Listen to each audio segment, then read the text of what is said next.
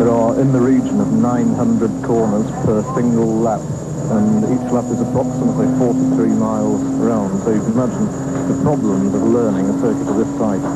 Normally,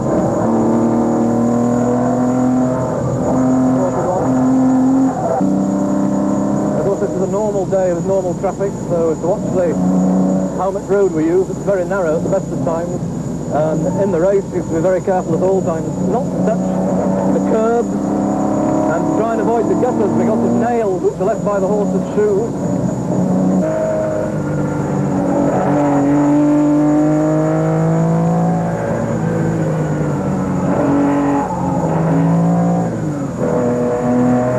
We're coming up behind the policeman, we've got to be careful. Come and have a look at this. In 1970, when Porsche built this 9083, they designed the gearbox with the differential behind the gears. That way, all the weight was contained in the wheelbase, so that the polar moment of inertia was lower. Because it weighed less than 1,200 pounds, it had the same power-to-weight ratio as a 917.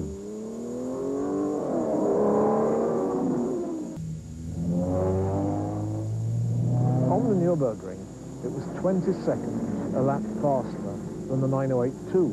20 seconds, you know, unbelievable. And of course, we drove it at the Nürburgring, and we drove it at the Targa Florio to win it. It was a wonderful car. And their passionate desire to outpace Ferrari for outright honours resulted, at the end of the decade, with their ultimate weapon.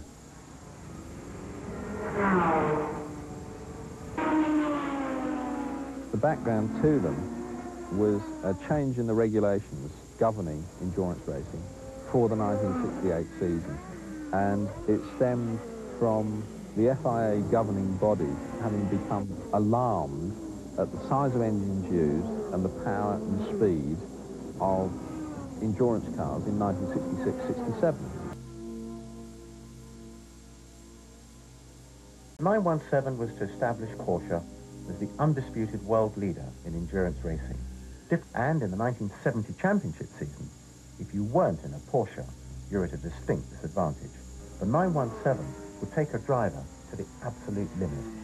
Fantastic race. It rained at the start of the race. Siffert and Rodriguez hit each other in Eau Rouge at the bottom of the hill on the first lap. Jackie Hicks and Don Surtees were driving the Ferrari 512, the factory car, and we really had a tremendous time.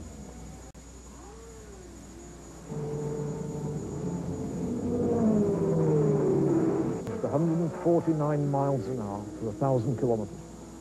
Fastest road race ever run on these open public roads.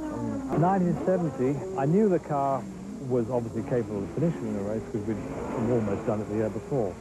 But I'd chosen to take the 4.5 litre engine instead of the 4.9. In qualifying, we were about 18th or 19th on the grid because we only had a 4.5 litre engine. All the other Porsches had 5 litre engines. And I thought, I've dropped the biggest brick of my life, because we're never going to get up there, because you can't expect 18 cars to retire from Le Mans. But they did. You know, 14 hours to go, that was a hell of a long time to defend the lead. Whatever was required to do the job, they would do. I think they would have gone to the ends of the earth to produce what was required to win a race, and they would lighten everything. They would make the body so light it was flexing. The chassis tubes were made as thin as possible. Anything that was steel was made out of titanium. They went to magnesium. They went to everywhere lightweight and aerodynamic too.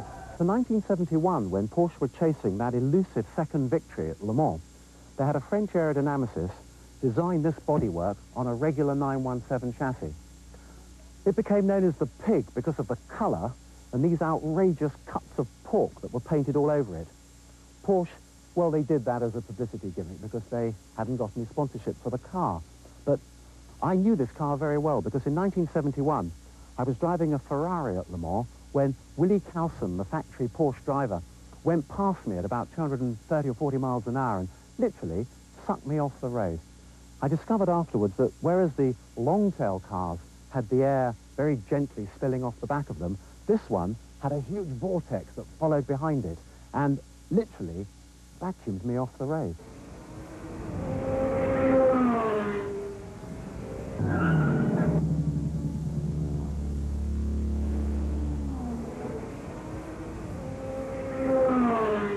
Porsche won Le Mans outright again in 1971 with the 917 and took their third consecutive World Championship.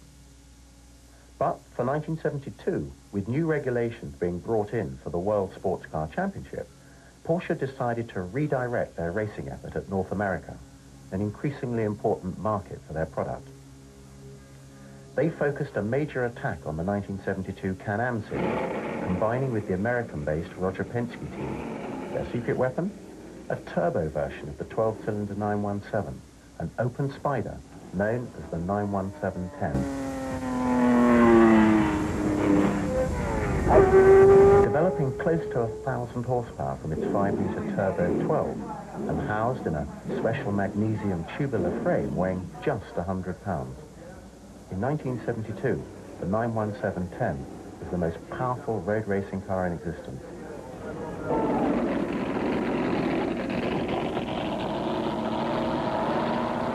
The 1,000 horsepower turbocharged Can-Am cars were entering entirely uncharted territory in road racing.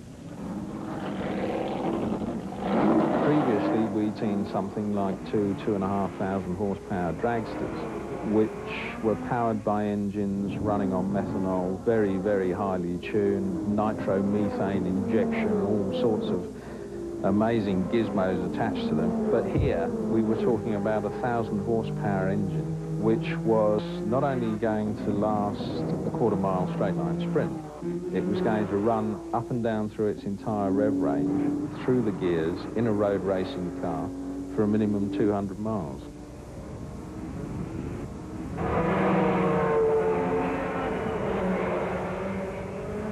The 91710 would end the McLaren domination of the Can-Am series. Porsche would go on to win the championship in 1972 and again in 1973 with an even more powerful contender, the 5.4-litre 91730. To give you some idea just how powerful this car was, from its 5.4-litre flat 12 twin turbocharged engine, it produced 1,100 horsepower. Until this time, nothing in Grand Prix racing, IndyCar racing, or NASCAR had been so powerful.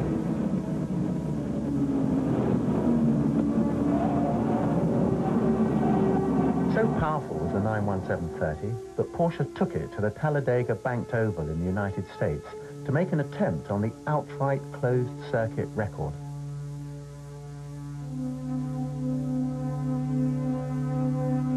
On August the 9th, 1975, American driver Mark Donoghue reached an average speed of 221.12 miles per hour, a new outright closed circuit record that would hold for 15 years until 1990, when an Indy car eventually beat it.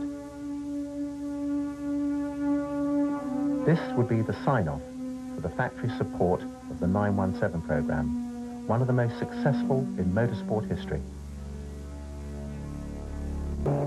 Of driving, which was just perfectly suited to A, nursing a car through a 24-hour race, and B, running a car, hounding a car through a 24-hour race at a pace which nobody else could match.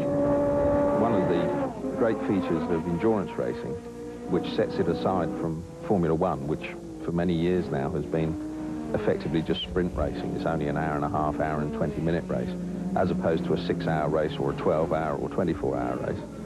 Through that longer period of racing, you can encounter all kinds of different weathers. Le Mans is often run in the pouring rain, and Jackie Ickx was one of the world's greatest ever wet weather racing drivers, a true rain master. We saw how in 1976 and 1977 Porsche took hold of a 936, won Le Mans both times with a 2.1-litre turbocharged engine. Well, for 1981, they took hold of another, this time a new chassis built a year or two earlier, and they fitted it with the aborted Indianapolis engine, 2.65 litres. Now this engine, with the boost screwed up, could give well over 600 horsepower. So when Jackie Ickx qualified this car for Le Mans on pole in 1981, that's what he did. Turned the knob up, gave himself about 650 horsepower, got on pole position. This is a wonderful engine. Although it was intended for Indianapolis, it never ran there. Has its own oil cooler, and back here, the twin turbos with the actual air intakes for the engine, and this little item was the wastegate. That's what the drivers control from the cockpit with their boost knob.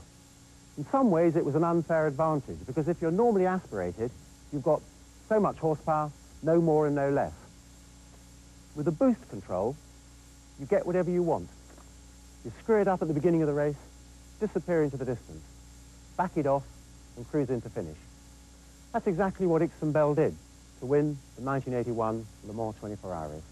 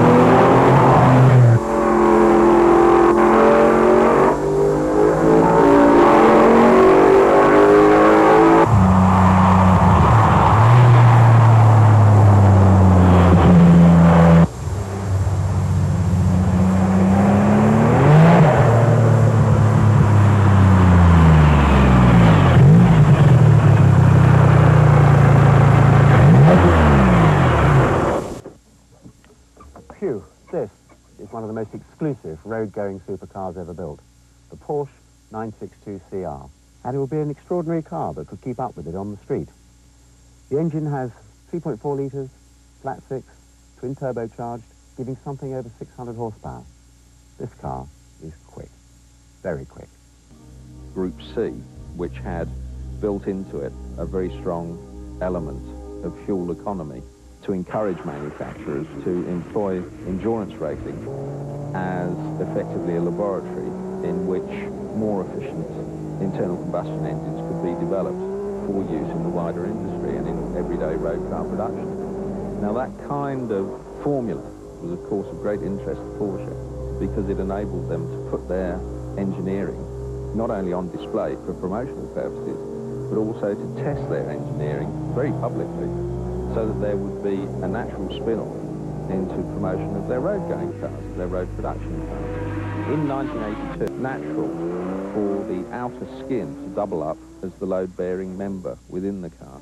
And this is what persuaded Porsche to build a monocoque chassis, really for the first time, and to dispense with their very lightweight, but not terribly protective, tubular space frame form of construction, which they'd used in previous years. Group C was actually a very, very complicated set of regulations which placed more emphasis than ever before on fuel consumption. Maximum fuel consumption rate of 4.7 miles to the gallon, which might not sound any big deal or any great achievement by production road car standards, but in fact by turbocharged motor racing standards, where you're talking of cars which are going to be presuming along the Mulsanne straight at 250 miles an hour every lap. 4.7 miles per gallon is a very considerable achievement. It managed to get on the front row next to the prototype number 7. From the word go, Porsche stamped their authority on this race. The two GT1s led off at the start, followed by the two prototypes, and between them, they dominated the race one way or the other.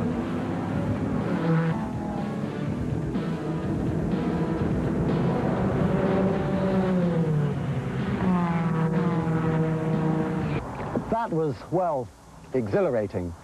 Perhaps the wheel has come a complete circle with this car. Since Porsche first began making cars, they've always had the policy of selling their product to the general public, to drive on the street or to race, or even better, both. Either way you look at it, this is a story of victory by design.